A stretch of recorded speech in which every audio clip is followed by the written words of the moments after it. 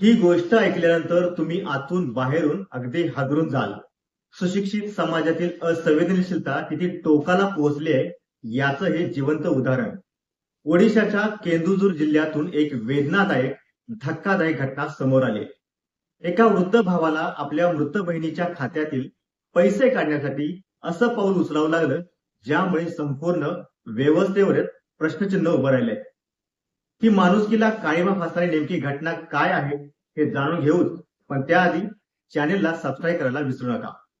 घटना अशी की या वृद्ध व्यक्तीला आपल्या दिवंगत बहिणीच्या बँक खात्यातील रक्कम काढायची होती. मात्र बँकेने त्यांच्याकडे बहिणीच्या मृत्यूचा पुरावा म्हणजेच मृत्यू प्रमाणपत्र मागितलं. या घटनेनं हतबल झालेल्या त्या भावाने थेट बहिणीच्या कबरीतून तिचे सांगाड्याचे अवशेष बाहेर काढले आणि ते खांद्यावर येऊन तो थेट बँकेत पोहोचला. ही घटना ओडिशाच्या केंदुझर जिल्ह्यातील दियानाली गावातील आहे. जितू मुंडा यांच्या मोठ्या बहिणीचा 2 महिन्यांपूर्वी आजारामुळे मृत्यू झाला होता.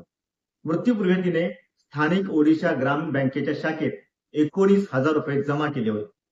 बहिणीच्या निधनानंतर कुटुंबात इतर कोणताही कायदेशीर वारस नसल्याने जितू बँकेत गेले आणि पैसे काढण्याचा प्रयत्न केला.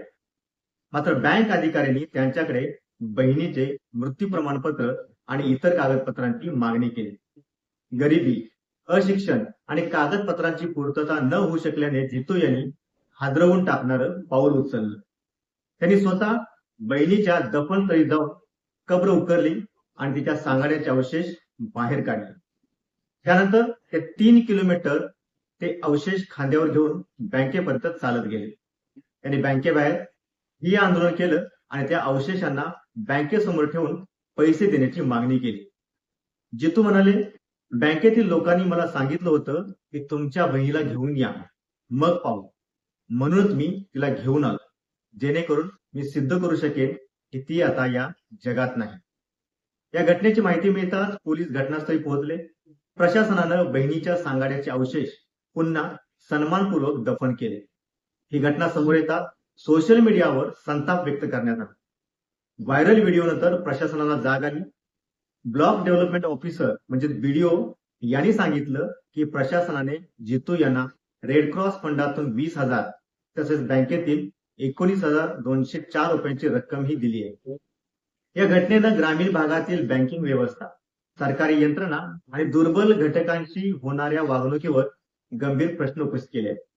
नियम, कागदपत्र आणि प्रक्रिया आवश्यक असतीलही, पण त्या सगळ्यांच्या पलीकडे माणुसकी ही तितकी महत्वाची असते. ही एका गावाची घटना नाही, तर संपूर्ण व्यवस्थेच्या बुरख्याआडचा आरसा आहे, जिथे अनेकदा माणुसकी कागदपत्रांच्या ढिगाऱ्याखाली गाडली जाते.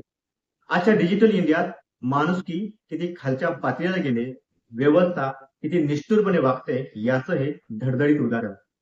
तुमचं मत नक्की नोंदवा, व्यक्त व्हा आणि story.marathi ला सबस्क्राईब करा, लाईक करा, व्हिडिओ शेअर करा. जय महाराष्ट्र.